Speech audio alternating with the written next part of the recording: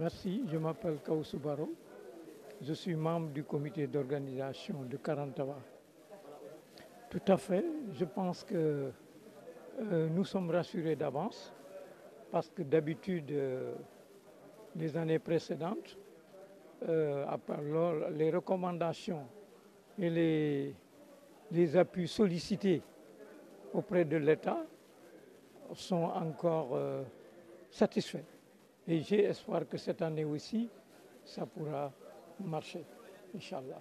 D'encourager les nouvelles autorités du pays, que d'habitude, la communauté religieuse de Karantaba est très sensible aux actes posés par l'administration pendant les événements du Gamou. Et nous avons espéré cette année aussi que les espoirs seront atteints, Inch'Allah. Merci. Je m'appelle Arfan Diata, le secrétaire général du Daïra Cheikh Manfou Aïdara du Balantakunda. Vraiment, nous sommes satisfaits de leur proposition, de ce que nous avons demandé. Parce que le gamin du Balantakunda, c'est uniquement les cotisations des villages. C'est uniquement des cotisations des villages. C'est pourquoi on s'est abattu pour vraiment donner notre doléance aux autorités afin que vraiment qu'ils puissent nous appuyer pour mieux réussir le gamin. Nous sommes satisfaits des engagements pris. Maintenant, c'est la réalisation. Mais on est satisfait des engagements pris.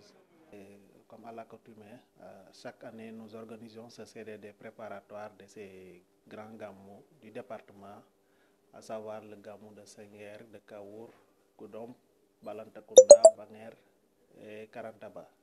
Nous venons de tenir la rencontre avec pas mal de doléances exprimées par les différents comités d'organisation. Donc, les principales recommandations sont destinées généralement aux services, à chaque service, à ce qui le concerne, de prendre en compte les préoccupations soulevées par les différents comités d'organisation concernant la sécurité, la gendarmerie, les forces de défense de manière générale ont bien pris bonne note parce qu'elles étaient parties, en tout cas, elles faisaient partie de la rencontre. La santé, les MCD se faisaient représenter. Et également concernant les appuis, les demandes d'appui alimentaire et que la recommandation que j'ai formulée en l'encontre des comités, c'est de faire des demandes, des correspondances adressées à la gouvernance parce que ça se règle à l'échelon supérieur. Et sans doute, elles vont pas, en tout cas, les comités ne vont pas tarder à nous faire parvenir ces demandes que nous allons transmettre et les dispositions nécessaires seront prises pour ce qui concerne les demandes d'appui en vivre. Pour la Sénélec également, vous avez écouté en tout cas le représentant de la Sénélec qui était dans la salle aussi, a pris des engagements pour que, comme d'habitude. Pour dire que vraiment, c'est pas nouveau et nous avons l'habitude quand même, nous en sommes presque à plusieurs éditions. Et chaque service quand même si peut-être les personnes peuvent changer, les chefs de service peuvent changer et être affectés, mais les institutions demeurent et les dispositions qu'on prenait à chaque année quand même seront prises pour la bonne réussite de ces événements religieux. On prendra les dispositions avec la police frontière, la douane, entre autres la gendarmerie.